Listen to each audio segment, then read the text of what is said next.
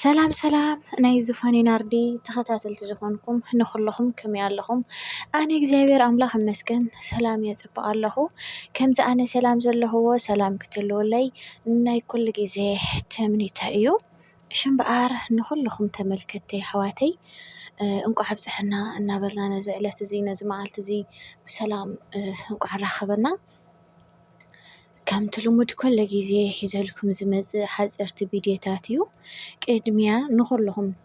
ነዛ ቻናል ወይ ከዓ ነዛ ቪድዮ እትሪኡ ላይክ ሼር ሰብስክራይብ እናገበርኩም ጀምርዋ ፕሊስ ኣበራትዕና ክብለኩም ይፈቲ። እሺ እምበኣር ከምቲ ልሙድ ተሒዘልኩም ዝመጸኹ ቪድዮ ናብኡ ከብለኩም እየ ብምልእታ ብናይ ባዕልቶም ድምፂ ክንሰምዕ ኢና ነትብሉ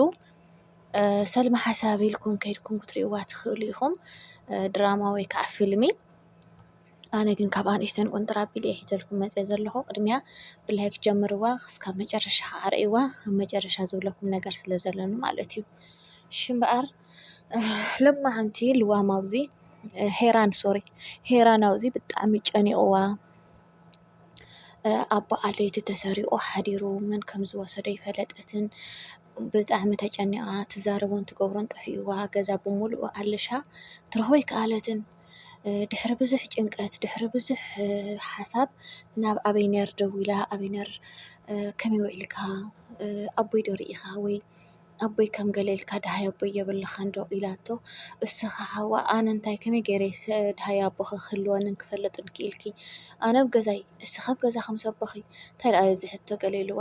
እንድዒ ጨኒቑኒ ኣቦይ ከዓ ጠፊኡኒ ናበይ ከም ዝኣተወ ኣይፈለጥኩን መን ከም ዝወሰዶ እውን ኣይፈለጥኩን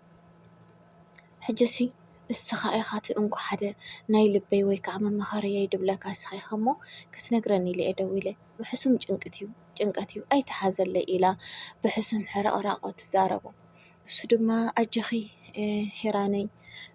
ናብ ዝኾነ እንዳ መስተ ገለታት ወፂሳኡ ከሎ እዩ ሓዲሩ ዝኸውን ኣይትጨነቒ ዝኾነ ነገር ክትሓስቢ የብልኽን ገለ ኢልዋ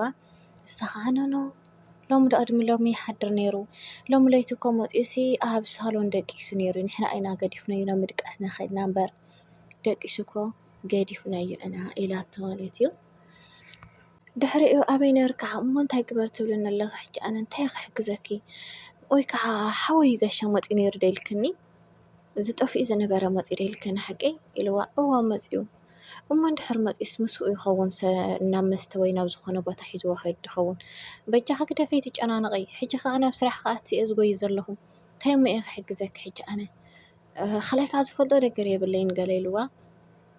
أبينر بجا خيلك أبويكو يتفيدو لك هذا بزي أبويكو أنا هيوت يبلين أبوي مالتك وصل هالجزانا أيو تخن كاسخاخ خمتي أنا السنبركو زي تسنبد مسولته أنا كو زي سنبرك قريكم كن جن كع مسمح هذا بزح سواء مست دق جلس لزبل كيري زخوني ليه ذا تراجعي كم إلك عبهم أي بخام خعيتو سريع نمنتاي كم تبلني إلوه اندع بكا حزز جبر بجاخا أبوي يتقالشني ويا أبوي قالشلي أبي كم زلو مسمن كم زلو تاخون كم زلو ويا حقي حردوه حرني رعاركو السو إزك أنا السو سيدو خي خون بجاخا إلك رأيو قاليلاتو السغعة اسكتنحي كدولة اللي أمو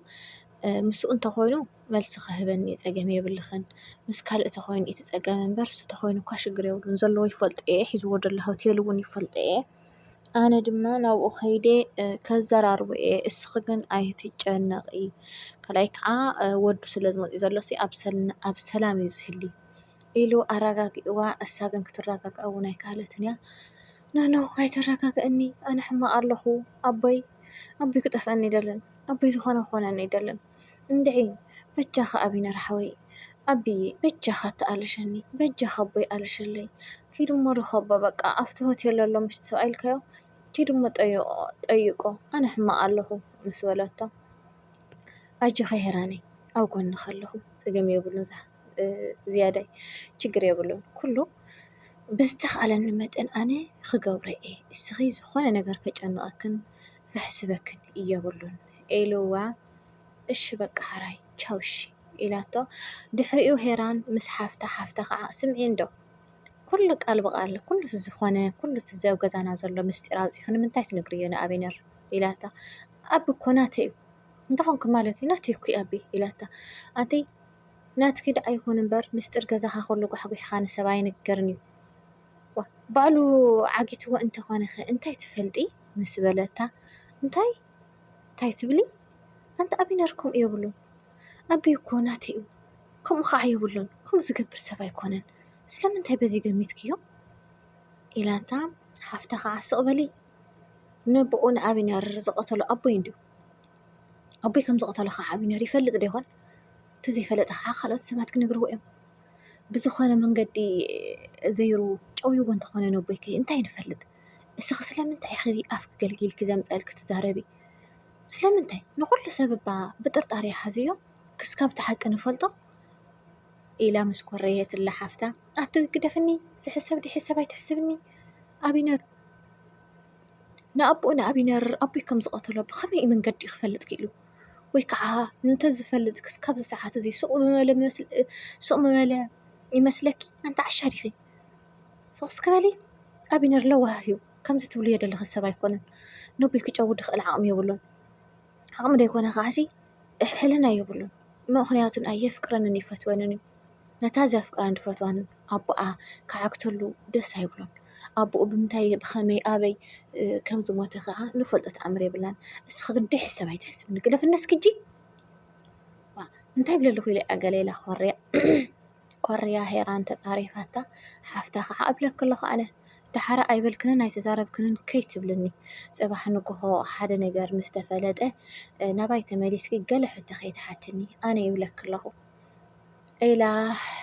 ዓሻብ ገዛኻ ይፍጠረልካ እዩ ኮርያ ከይዳ ገዲፋታ ማለት እዩ ጋይስ ኣብዚ ከዓ ሸሻን ከዓ ንኣቶ ወልዱ ጨውያ ንኸተትሕዝ ኣብ ናቱ ሆቴል እናሰርሐት ምስ ሓደ መንእሰይ ሰብኣይ ኣብ ሆቴል ደሎ ወይ ከዓ ንኣሜሪካ ክኸይድ ዝሸባሸብ ደሎ ንዓዓ እውን ንኣሜሪካ ንኽወስዳ መቸም ህዝብና ብጉቦ ኮይኑ ከም ዝተረፈ ሓደ ደርድአና ሓቂ እዩ ማለት ገንዘብ በቃ ንገንዘብ ንጉቦ ይሰርሕ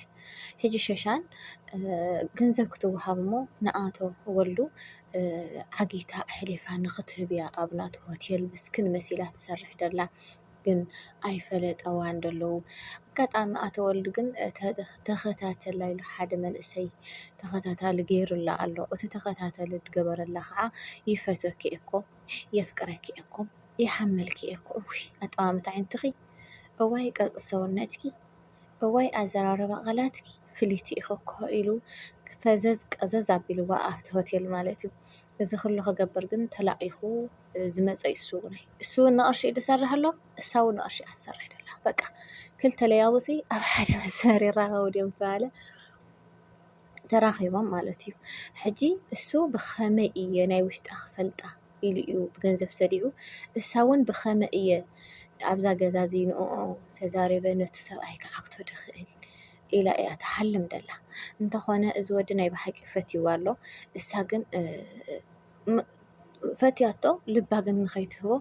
ዓጊተ እየ ደለኹ ገለ ምናምን ኢላ ተላጊፃሃሉ ማለት እዩ እንተኾነ ንኣቶ ወልዲ ምዕጋቱ ኣይተረፎን ዓጊቶምዎም ደለዉ ክንብለኩም ኢና ንደሊ ጋይስ እና ንገንዘብ ምስራሕ ተዝቐርየና ንሕልናና እንተነነብር እቲ ዝበለፀ መንገዲ ሓቂ ሂወት እዩ ማለት እዩ ንገንዘብ ክትብል ብዙሕ ነገር ክትሰርሕ ብዙሕ ነገር ክትበፅሕ ትኽእል ኢኻ ፅባሕ ንጎቲ ገንዘብ ክጠፍእ ይኽእል ወይ ገዲፍካዮ ክትመውት ትኽእል ወይ እቲ ዝገዛእካዮ ገዛ ክቃፀል ይኽእል ዋት ኤቨር ምንም ንፈልጦ ተኣምር የብለናን ስለዚ ኣብ ሕልናና እንተንነብር ዝበለፀ እየ ክብል ደሊ ኣብዚ ከዓ ልዋም ሓፍትና ከዓ ብዘይ ገበረቶን ብዘይ ወዓለቶን ብዘይ ሰርሐቶን ወንጀል ተኣሲራ ከም ዝነበረት ንፈልጦ ሓደ ሓቂ እዩ ካብቲ ወንጀል ግን ብቕንዕናኣ ብንፅህናኣ ድማ ወፅያ እውን ናብ ኣምላካ ተመሊሳ ቀንዕቲ ትሕተኛ እያ ለባም ሓፍትና ኣቦ ቀሺ ከዓ እዛ ጓለይ ተመለስ ናብ ሓዳርኪ ጌገኛ እሳቶም ጌገኛታት ምዃኖም ኣሚኖም እዮም ናይ ባዕልኺ ገዛ ከዓ ክብርስኹ እዮም ስለዚ ናብ ገዛኺ ናብ ሓዳርኪ ተመለሲ እዛ ጓለይ ሓዳርካ ይጥዑም ምስ በልዋ ኣቦ ቀሺ ማዕረይ ሓዳረይ ኮንኩን ፀሊኤ ነገር ፀሊኤ ዝነብር ዘለኹ ነገር ከዓ ንዓይ ዋላ ሓንቲ ዳዕብሰለ የብሉን ንነገርስ እንታይ የብሎ ነገር ነገር እንዳኣሉ ካብ ነገር እንተሃዲምካ ግን ይረጋጋእ እዩ። ስለዚ ኣነ ናብኡ ክምለስ ኣይደልን።